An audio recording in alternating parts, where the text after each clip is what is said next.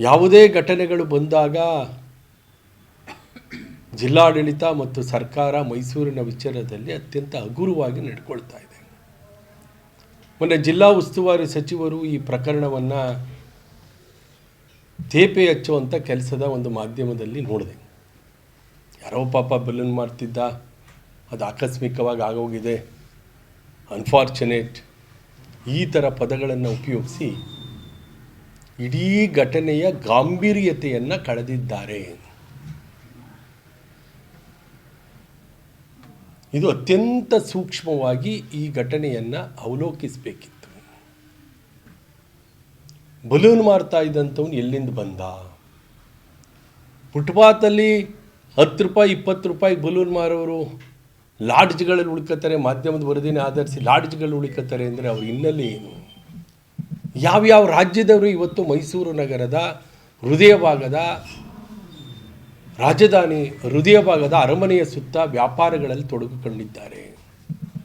ಇವರ ಮಾಹಿತಿಗಳು ಸರ್ಕಾರ ಅಥವಾ ಪೊಲೀಸ್ ಇಲಾಖೆ, ಗುಪ್ತ ಇಲಾಖೆಗೆ ಇದೆಯಾ? ಯಾರು ಇವರಿಗೆ ಅನುಮತಿ ಕೊಟ್ಟಂಥವ್ರು? ಮೈಸೂರು ನಗರದಲ್ಲಿ ಫುಟ್ಪಾತ್ ವ್ಯಾಪಾರ ಅಂತಕ್ಕಂಥದ್ದು ಮೊದಲಿಂದಲೂ ಇದೆ. ಅದಕ್ಕೊಂದು ಸಾಂಪ್ರದಾಯಿಕವಾದಂತಹ ಸ್ಪರ್ಶ ಕೂಡ ಇದೆ, ಅದನ್ನೇನು ನಾನು ಇಲ್ಲ ಅಂತ ಹೇಳಲ್ಲ. ಆದರೆ ಇವತ್ತು ವ್ಯಾಪಕವಾಗಿ ಫುಟ್ಪಾತ್ ವ್ಯಾಪಾರಿಗಳು ಹೆಚ್ಚಿಕೊಂಡ್ಬಿಟ್ಟಿದ್ದಾರೆ. ಹೆಚ್ಚಿನ ಅಂಶ ಹೊರ ರಾಜ್ಯದವರೇ ಆಕ್ರಮಿಸ್ಕೊಂಡಿದ್ದಾರೆ ಅಂತಕ್ಕಂಥ ಅಂಕಿಅಂಶ ಇದೆ.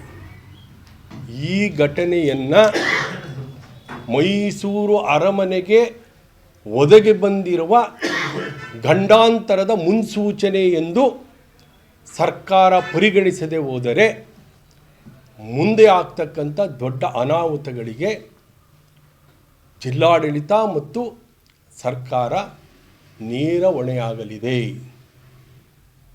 ಇದಕ್ಕೆ ಬದ್ಧತೆ ಇದ್ದರೆ ಈ ಪ್ರಕರಣವನ್ನು ಹಗುರವಾಗಿ ತೆಗೆದುಕೊಳ್ಳುವಂಥ ಉಡಾಪೆ ಧೋರಣೆ ಇದ್ದರೆ ಈ ಕೂಡಲೇ ಅದನ್ನು ನಿಲ್ಲಿಸಲಿ.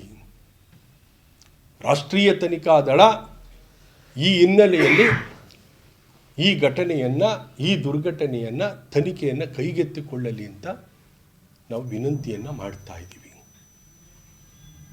ಇವತ್ತು ಅರಮನೆಗೆ ಸುರಕ್ಷತೆ ಇಲ್ಲ. ಯಾರು ಬೇಕಾದರೂ ಬರ್ಬೋದು, ಯಾರು ಬೇಕಾದರೂ ಹೋಗ್ಬೋದು.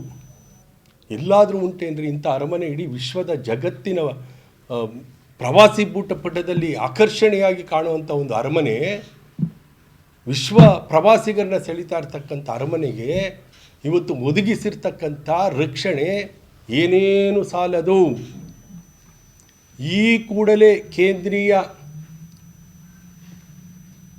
ಇಂಡಸ್ಟ್ರಿಯಲ್ ಫೋರ್ಸ್ ಅಂತ ಇದೆ, ಅಥವಾ ಈ ಕೇಂದ್ರದ ಯಾವುದೇ ರೀತಿಯಾದಂಥ ಒಂದು ತನಿಖಾ, ಯಾವುದೇ ರೀತಿಯಾದಂಥ ಒಂದು ರಕ್ಷಣಾ ದಳವನ್ನು ಅರಮನೆಯ ಸುರಕ್ಷತೆಗೆ ನಿಯೋಜಿಸಬೇಕಾಗಿದೆ.